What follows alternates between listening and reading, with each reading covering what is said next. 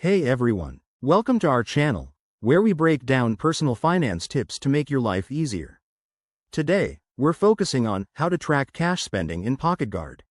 If you're someone who deals with a lot of cash and struggles to keep tabs on it, this app is a game changer.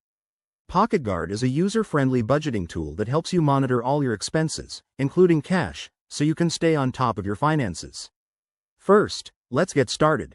Download the PocketGuard app from your device's app store. It's available for both iOS and Android. Once installed, create an account by signing up with your email or linking it to your Google account. This quick setup will let you personalize your budget goals right away. Now, for tracking cash spending, PocketGuard makes it simple with manual entry since cash isn't always linked to your bank.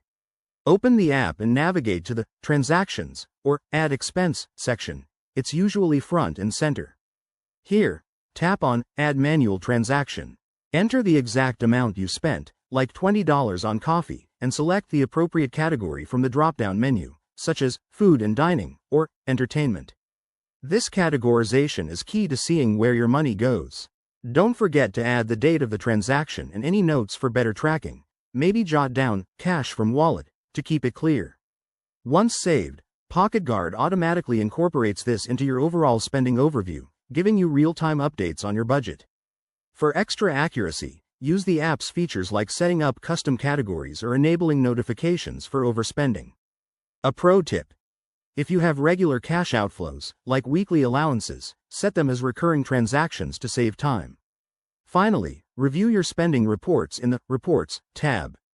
This will show you graphs and breakdowns of your cash habits, helping you make smarter financial decisions. Tracking cash doesn't have to be a hassle. With PocketGuard, you're just a few taps away from financial clarity. Give it a try today, and let us know in the comments how it's helping you. If you enjoyed this, like and subscribe for more tips. Thanks for watching.